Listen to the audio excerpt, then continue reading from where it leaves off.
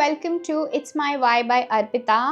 मेरा नाम है अर्पिता एंड नमस्ते to my lovely audience. So आज का मेरा वीडियो है about how to become a physiotherapist in Australia और how to give Australian physiotherapy council exam, basically an overview about that. So basically Australia में दो बॉडीज़ है। एक है ऑस्ट्रेलियन फिजियोथेरेपी काउंसिल जो कि असेसिंग बॉडी है, जो कि आपको असेस करेगी कि आप अगर ओवरसीज क्वालिफाइड फिजियोथेरेपिस्ट है सो जो आपके स्किल्स है, ठीक है, वो यहाँ के स्किल्स के साथ मैच होता है या नहीं। सो यहाँ पे डिफरेंट टेस्ट होती है।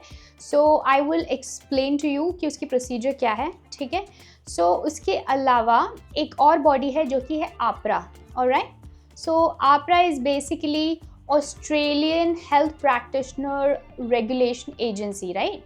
सो आप्रा जो बॉडी है वो आपको रजिस्ट्रेशन देती है, वेदर इट्स लिमिटेड रजिस्ट्रेशन और फुल रजिस्ट्रेशन। सो बेसिकली अगर आपको यहाँ पे प्रैक्टिस करना है और आपके पास बैचलर्स डिग्री है इंडिया से या कोई और कंट्री से, यहाँ पे आके स्टिल आपको एक सेट प्रोसेस और एग्ज़ाम्स देनी पड़ती है और यहाँ का रजिस्ट्रेशन लेना पड़ता है। बिना रजिस्ट्रेशन के आप काम नहीं कर सकते। रजिस्ट्रेशन के डिफरेंट टाइप्स हैं, so I am gonna talk about it, okay. Alright, so if you want to become a physiotherapist or if you want to practice as a physiotherapist in Australia, so यहाँ पे Australian physiotherapy council की एक उसका pathway है and the pathway is called as standard assessment pathway, okay. So I am just going to read it out. The council standard assessment pathway is the most common assessment pathway for overseas qualified physiotherapist waiting to be registered and work as a physiotherapist in Australia, ठीक है।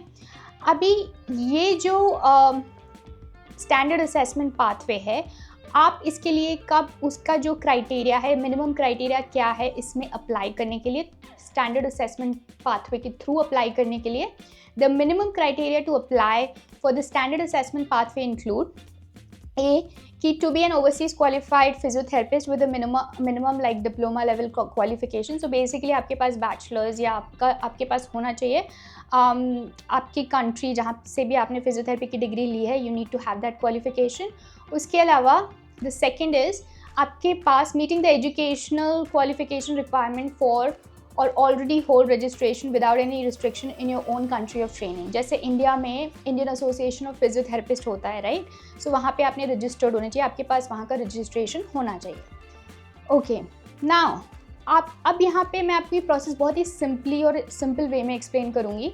सो ये जो standard assessment pathway होता है इसकी 4 steps होती है, ठीक है। सो ये है, नंबर 1 इज़ एलिजिबिलिटी असेसमेंट, उस number 2 is cultural safety training, then comes your written assessment and then comes your final and clinical assessment, okay. Now eligibility assessment और cultural safety training की फीस आप एक साथ भर सकते हैं। So eligibility and cultural safety जो training है आप वो जब कंप्लीट करेंगे, eligibility assessment and cultural safety training जब आप कंप्लीट करेंगे, उसके बाद आपको मिलेगा इंट्रेंस सर्टिफिकेट, ठीक है। अब इंट्रेंस सर्टिफिकेट जैसे ही आपको मिल जाता है तो आप even as a limited registered physiotherapist practice कर सकते हैं in Australia, yes.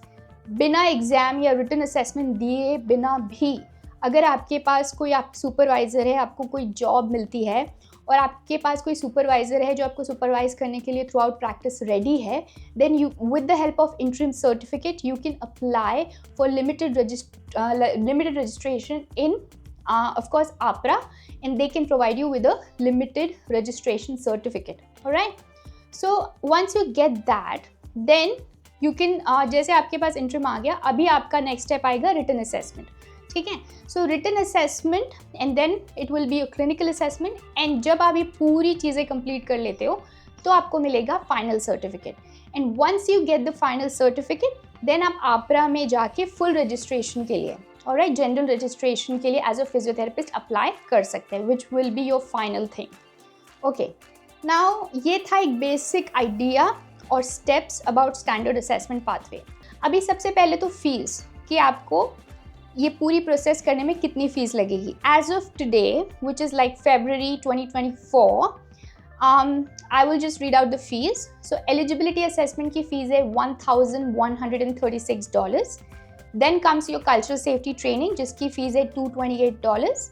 Then comes your written assessment. Written assessment की फीस है $1,958. And final is your clinical assessment, जिसकी फीस है $4,263. And the total, so total of the standard assessment pathway, how much it's going to cost, the total is $7,585. Okay, सो पूरा standard assessment pathway complete करने के लिए आपको लगेंगे $7,585 as of today. First is eligibility assessment, right. वैसे तो मैं I will make a separate video जिसमें मैं स्टेप बाय स्टेप आपको हर एक जो स्टेप है स्टैंडर्ड असेसमेंट पाथवे की, हर एक जो स्टेप है, eligibility assessment, written assessment, cultural training and even the जो फाइनल आपका क्लिनिकल असेसमेंट है, उसके लिए I make a separate video जिसमें मैं आपको एक्सप्लेन करूँगी कि एग्ज़ाम कैसी होती है, कौन सी चीज़ें आपने पढ़नी है, कौन सी चीज़ें आपने रेफर करनी है, आपने प्रिपरेशन कितनी करनी है. I make a separate video about it. Okay, so don't worry. But to give you an idea, okay, what is eligibility assessment? Now the eligibility assessment is the first step of your assessment, ठीक है, with the council. The eligibility assessment क्या होता है? Basically एक document based assessment है. तो ये क्या इंश्योर करते हैं कि आपका जो क्वालिफिकेशन है वो यहाँ के स्टैंडर्ड से मैच करता है कि नहीं, to practice as an entry level physiotherapist. Now to read the exact line, the eligibility assessment is a document based assessment to ensure you hold an appropriate entry level physiotherapy qualification, and ये compulsory है. That's the first step. Okay, so उसका ही part जो है, as a part of eligibility assessment आपको cultural safety training programme, जो कि एक online module है, वो फिनिश करना है, which is a part of eligibility assessment, I will say. तो ये दोनों के लिए आप एक साथ फीस पे कर सकते हैं. नाउ एलिजिबिलिटी असेसमेंट का क्राइटेरिया अगेन सेम ही है कि आपके पास डिग्री होनी चाहिए, बैचलर्स डिग्री होनी चाहिए इन फिजियोथेरेपी, ठीक है, जो भी आपकी कंट्री है वहाँ से. उसके अलावा आपने वहाँ का रजिस्ट्रेशन, वहाँ पे अपनी कंट्री में आपने legally as a physiotherapist practice करना आपको अलाउड होना चाहिए in your own country of training. और वहाँ की जो भी रजिस्ट्रेशन बॉडी है, क्योंकि यहाँ पे वो सर्टिफिकेट भी लगता है, जैसे इंडियन एसोसिएशन ऑफ फिजियोथेरेपिस्ट से मुझे सर्टिफिकेट लगा था, good standing. So make sure कि आप रजिस्टर्ड फिजियोथेरेपिस्ट हो अपनी कंट्री में. ये उनका मिनिमम क्राइटेरिया है, ठीक है. Now moving on to the written assessment. So now let me give you an overview of the written assessment. So the written assessment अभी ये ऑनलाइन भी कंडक्ट हो सकता है, जहाँ भी जो भी आपकी कंट्री है वहाँ पे भी आप ये ट्रेनिंग वहाँ से दे सकते हैं, ये एग्ज़ाम दे सकते हैं. और यहाँ पे जैसे मैंने दिया था, सेंटर में भी जाके आप दे सकते हैं यहाँ पे ऑस्ट्रेलिया में, या फिर आप अपनी कंट्री से भी ये एग्ज़ाम दे सकते हैं online. Now it is conducted online and it comprises of 2 papers. Okay, so it comprises of 2 papers, paper 1 and paper 2, ठीक है. और दोनों पेपर्स हो गए, it will last for 2 hours, each paper last 2 hours and it includes 15 cases, ठीक है. सो 15 cases होंगे. Paper 1 paper 2 होगा, बेसिकली पेपर 1 मॉर्निंग में हो जाएगा, पेपर 2 आफ्टरनून में होगा, सेम डे, ठीक है. और हर एक पेपर में आपको 60 मल्टीपल चॉइस क्वेश्चंस होंगे in each paper. Basically 15 cases होंगे, हर एक केस में आपको 4 क्वेश्चंस होंगे, मल्टीपल चॉइस क्वेश्चन. सो क्या होता है, जो मैंने दी थी ये एग्ज़ाम 2018 में, ठीक है, तो मैंने जो प्रिपेयर किया था, मैं अपने एक्सपीरियंस भी शेयर करूँगी मैंने कैसे प्रिपेयर किया था. और मेरी एग्ज़ाम ऑफ कोर्स क्लियर हो गई थी. और उसके बाद मैं बेसिकली जो आपके रिकॉल्स होते हैं ना, उनकी जो रेफरेंस होती है, जो बुक्स होते हैं, तो आप तो उसे स्टडी करते हो, पर रिकॉल्स भी एब्सोल्युटली इंपॉर्टेंट होते हो कि जिस फॉर्मेट में वो एग्ज़ाम आती है, वो सेम फॉर्मेट में आप वो रिकॉल्स से गो थ्रू करिए.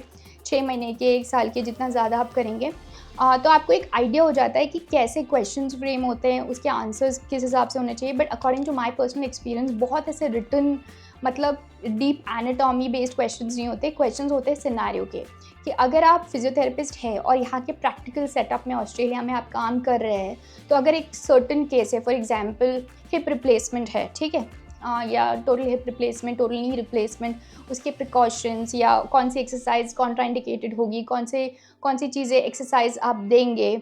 सो इसके मैं एक सेपरेट वीडियो बनाऊंगी जिसमें I will share my experience. बस बेसिकली प्रैक्टिकल सेटअप में अगर एज अ फिजियोथेरेपिस्ट काम कर रहे हैं, सो उस सिनेरियो में, उस केस में वो होगा कि आप क्या करेंगे, ठीक है.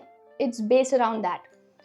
ओके, एंड देन इसका मैं असेसमेंट क्राइटेरिया और आप कैसे what is pass, what is fail, इसको assess कैसे करते हैं, कितना score लगता है. I'll make a separate video about it. But this was just an overview. Okay. Now moving on to the next thing, which is the final step, your clinical assessment. Right. Now clinical assessment जब मैंने exam दी थी, so it was in 2018. So when I gave the exam, so उस time पे ये होता था कि हमको रियल पेशेंट मिलते थे. मुझे तीनों exam musculo, neuro and cardio कि मुझे रियल पेशेंट्स मिले थे. हॉस्पिटल मेरा सेंटर था, मुझे वहाँ जाना था, मुझे रियल केस सिनेरियो थे, मेरे असेसर्स मेरे साथ में खड़े थे, and it was real patients. But अभी ऐसा हो गया है, उसके बाद ही चेंजेस आए थे और अभी ऐसा हो गया है कि अभी सिमुलेशन होती है. बेसिकली आपको लैब में जाना होता है इन पर्सन और वहाँ पे एक्टर्स होते हैं. ठीक है. सो वो एक्टर्स होते हैं, वो सेम सिचुएशन जो रियल पेशेंट्स के साथ होती थी वो अभी उस लैब में होती है, मेलबर्न में होती है एग्ज़ाम, और वहाँ पे एक्टर्स होते हैं. Okay. Now to give you an idea, the clinical assessment usually takes around 75 minutes. Normally इतना टाइम लगता है, जिसमें से मैं आपको एक टाइम बताती हूँ कि उसका डिवीजन कैसा होता है. ओके. सो 10 मिनट्स का आपका रीडिंग टाइम आपको केस मिलेगा और आप अच्छे से रीड करोगे कि उसकी मेडिकल हिस्ट्री क्या है, मतलब व्हाट दे वेंट थ्रू और उन्होंने क्या ट्रीटमेंट लिया है, एक डिटेल हिस्ट्री. आपको उसके लिए रीडिंग टाइम के लिए 10 मिनट्स लगेंगे. It's all about the background information of the patient. Then comes 5 minutes of verbal summary कि आपको पूछेंगे कि आप एक समरी प्रेजेंट कीजिए, एक verbal summary to the assessors as to what you have read and what you have understood and what your plan is. Okay. Then comes 50 minutes of your patient time. Patient time is basically your one-on-one कि आपको ऐसे present करना है कि आप physiotherapist है और ये आपका रियल पेशेंट है और आपको उनके साथ पूरे detail assessment step by step आपको वो असेसमेंट करना है. I'll make a separate video about the clinical assessment कि वो एग्ज़ाम्स मेरी कैसे हुई थी, उसका फॉर्मेट क्या होता है, पर एक पूरी मेडिकल हिस्ट्री टेकिंग, इन्वेस्टिगेशन और उसकी पूरी स्टेप्स होती है. ठीक है. सो स्टेप बाय स्टेप आपको पूरा कवर करना होता है within 50 minutes. And then उसी में आप ट्रीटमेंट भी देते हैं. Okay. And then last at the end you have your oral, basically oral reporting time, जिसमें वो आपको क्वेश्चंस पूछते हैं. असेसर्स आपके साथ खड़े होते हैं जब आप ये कर रहे होते हो on the side. So basically आपको पेशेंट्स के साथ ही इंटरेक्ट करना है और you don't need to panic नहीं होना है कि असेसर्स ऑब्जर्व करे, वो बस आपको ऑब्जर्व कर रहे होते हैं आप कैसे कर रहे हो. और उसके बाद वो 10 मिनट्स का वाइबा होता है जिसमें आपको अगर उनको कोई क्वेश्चन है वो आपको वो पूछते हैं आपने ये क्यों किया. एक अच्छी क्लिनिकल रीजनिंग अगर आपकी स्ट्रॉन्ग है तो आपको डेफिनेटली हेल्प होगी. ठीक है. सो एंड में होता है वाइबा 10 मिनट्स का. सो ये था एक idea about your clinical assessment की एग्ज़ाम कैसी होती है. तो ऐसी 3 एग्ज़ाम होती है, कार्डियो, न्यूरो एंड मस्कुलो की. ठीक है. So that's pretty much it. और इसके अलावा एक और पॉइंट ये है कि जब आपको इंटर्न सर्टिफिकेट मिलता है, so as a limited registered physiotherapist आप ऑस्ट्रेलिया में प्रैक्टिस कर सकते हैं even before sitting for written exam. Definitely आपने ऐसा गोल रखना चाहिए कि आपको रिटन एग्जाम क्लियर करनी है. बट हाँ, अगर आपको रिटन एग्जाम और प्रैक्टिकल एग्जाम के लिए एक्सपीरियंस चाहिए, so once you finish your eligibility assessment and your cultural safety training, after that you apply for intern certificate. Once you get that you can look for jobs. और थोड़ी मुश्किल होगी आपको, लेकिन हाँ, आप जॉब्स के लिए कॉन्स्टेंटली ट्राई करिए जहाँ पे आपको एक सुपरवाइज़र चाहिए होगा जो आपको इस सुपरवाइज करेगा throughout your process. Once you get that you can apply in APRA for a limited registration. So आप as a limited registered physio practice कर सकते हैं even before sitting for your written exam. Okay. And then once you finish the whole thing, you finished your written exam, you finished your clinical exam, once you finish all of that, you get a final certificate from APC, Australian physiotherapy council से आपको मिलता है एक final certificate, जो कि बहुत अच्छा लगता है जब वो मिलता है. और उसके वो फाइनल सर्टिफिकेट के बेसिस में आप APRA में as a general registered physiotherapist आप प्रैक्टिस करना चाहते हैं तो आप उसके लिए अप्लाई कर सकते हैं जनरल रजिस्ट्रेशन के लिए APRA में. And once you get that, definitely आप बिना किसी स्ट्रेस के एज अ फिजियोथेरेपिस्ट ऑस्ट्रेलिया में काम कर सकते हैं. और मैं पिछले 6 साल से यहाँ पे काम कर रही हूँ as a fully registered physio. In the beginning मैंने भी लिमिटेड रजिस्ट्रेशन में काम किया था फॉर एक साल या 1.5 साल तक. उसके बाद से I'm working as a full general registered physio and it's been a great experience so far. मैंने बहुत कुछ सीखा है. So I will make a video step by step about all these steps. I will make a video about my experience of giving the exams and how I got my final certificate and how I applied for like a general registration. इसके अलावा एक और video जिसमें मैं आपको experience share करूँगी कि how I'm practicing as a physiotherapist in Australia and what are the duties that I'm doing and how the experience is going, overall. Just to give you an overview, यहाँ पे कितनी opportunities होती है for physiotherapist. So I'll make a separate video about it. Hopefully आपको ये video अच्छा लगा हो. If you like the video, give it a thumbs up, comment, share and subscribe. I will see you in my next video. Till then, goodbye.